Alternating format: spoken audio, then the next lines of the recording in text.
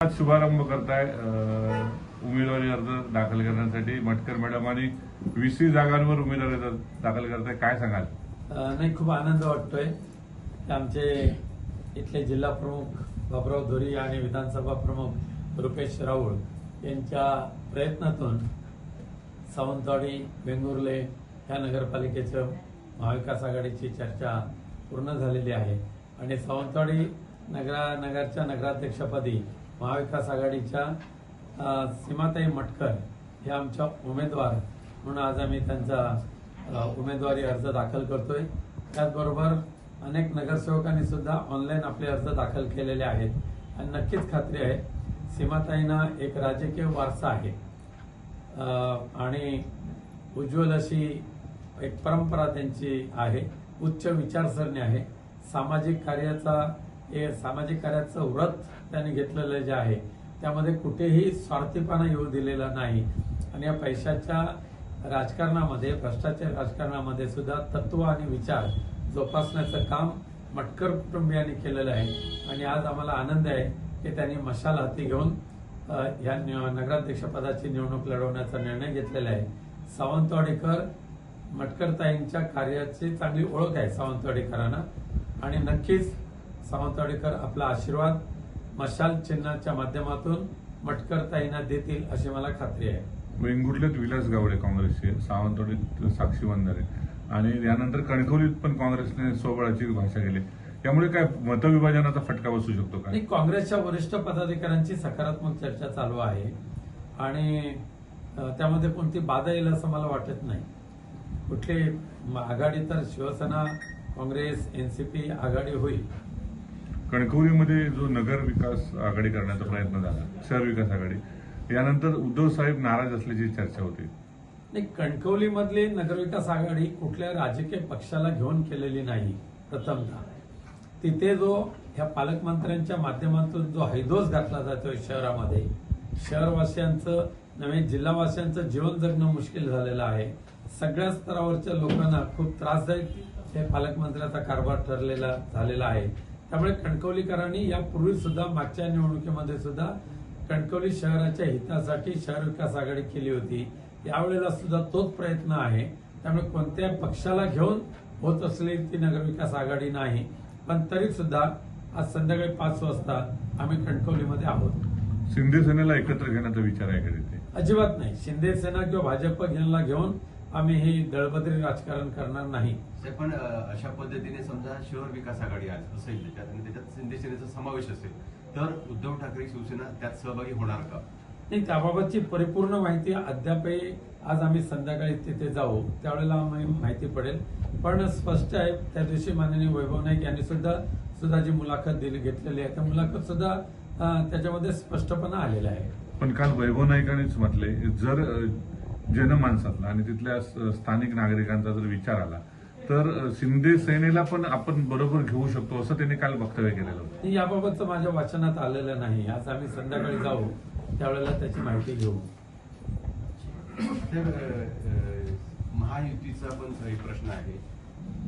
रवींद्र चव्हाण प्रदेश अध्यक्ष आहे, त्यांनी म्हटलंय की इथे स्वबळावर निवडणुका लढवल्या जातील। आता राणेंचा आग्रह आहे की त्या युतीच्या माध्यमातून व्हावं। तुम्हाला वाटतं का या दोन नेत्यांमध्ये कुठेतरी समन्वय नाही? समन्वय नारायण राणे आणि रवींद्र चव्हाण यांचे 2 ग्रुप सरळ एकमेकाच्या विरोधात तुटून पडलेले आहेत आणि दोघे जण एकमेकाला पोखरण्याचं काम करत आहेत। खास करून नितेश राणे, निलेश राणे यांनी तर विडा उचललेला आहे, तू मोठा की मी मोठा याबाबतचे दाखवण्यासाठी आणि पैशाचा दुरुपयोग करतायत, सत्तेचा दुरुपयोग करतायत आणि स्वतःचे कार्यकर्ते तयार करण्याची हिंमत नसल्यामुळे इतर पक्षाचे कार्यकर्ते विकत घेण्याचं काम करतायत। एकीकडे लोक पक्ष सोडून जात आहेत उभाटा आणि अशा वेळी निवडणुकीला सामोरे जाताना कसे जाणार? पक्ष सोडून गेलेल्यांची आम्हाला चिंता नाही आहे। जे स्वार्थी आहेत, पैशाला हपापलेले आहेत ते सोडून जात आहेत, पण जे खऱ्या अर्थाने निष्ठावान आहेत त्यांची फळी आमच्याकडे अजून खूप मोठी आहे।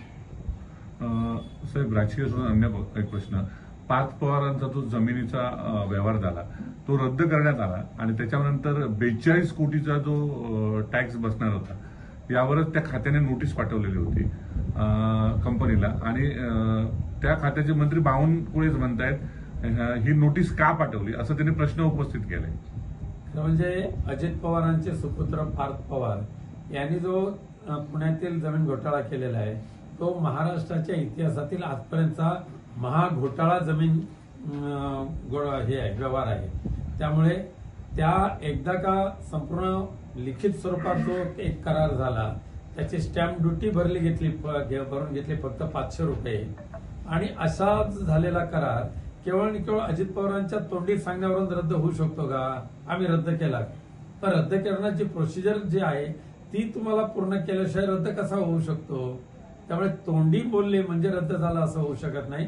ह्या जमीन घोटाळ्यामध्ये ज्याने गैरव्यवहार केलेले आहेत त्यांची SIT मार्फत सखोल चौकशी करावीच लागेल आणि ही चौकशी पूर्ण होईपर्यंत माननीय अजित पवार यांना उपमुख्यमंत्रीपद आणि अर्थमंत्री पदावर राहता येणार नाही. त्यांचा राजीनामा घेऊनच चौकशी करावी ही महाराष्ट्रातल्या जनतेची मागणी आहे. त्याच्यात 43 कोटी होतात हे कुठेतरी सरकारच्या तिजोरीत जमा होत असताना त्याच खात्याच्या मंत्र्याने अशा पद्धतीने अधिकाऱ्यांना विचारणं कितपत योग्य वाटतं आपल्याला? 100% चुकीचं आहे. केवळ आणि केवळ बावनकुळेने सुद्धा त्यांच्या खात्यामध्ये आजपर्यंत फक्त 42 एकरसाठी 500 रुपये भरून घेतल्याचं एकत्र उदाहरण असेल तर सांगावं.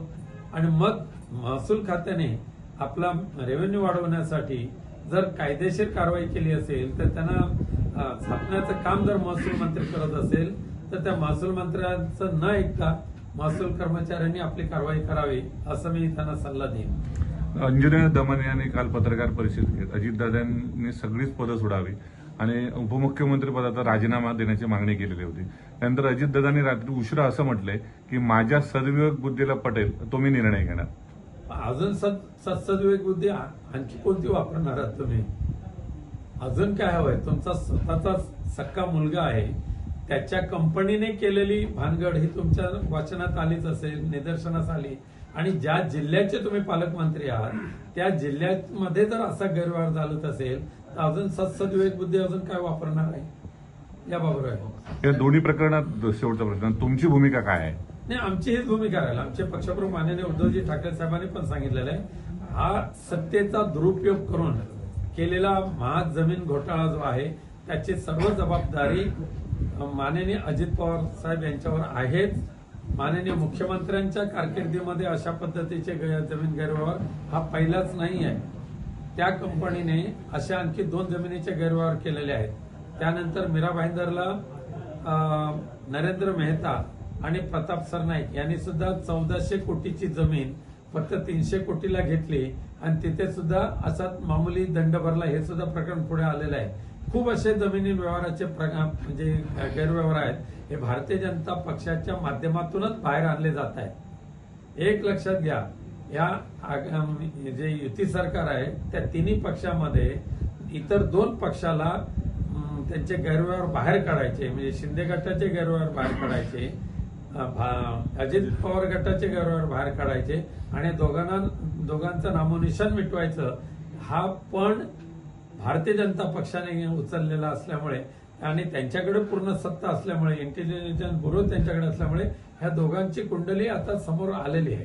महाविकास आघाडीची मतं विभागली जावी म्हणून कुठेतरी काँग्रेसचे उमेदवार उभं करण्याचं काम भाजपकडूनच होत आहे असा एक आरोप होतो किंवा चर्चा आहे राजकीय वर्तुळामध्ये. त्याकडे कसं होतं? पण काँग्रेसच्या वरिष्ठ नेतृत्वांमध्ये आमचा विश्वास आहे. त्यांनी तशा पद्धतीने आम्ही त्यांच्या कानावर ही गोष्ट घातलेली आहे आणि त्यांनी सांगितलेलं आहे की योग्य ते आम्ही दखल घेऊ. 4 नगरपालिकांच्या निवडणुका होत आहेत.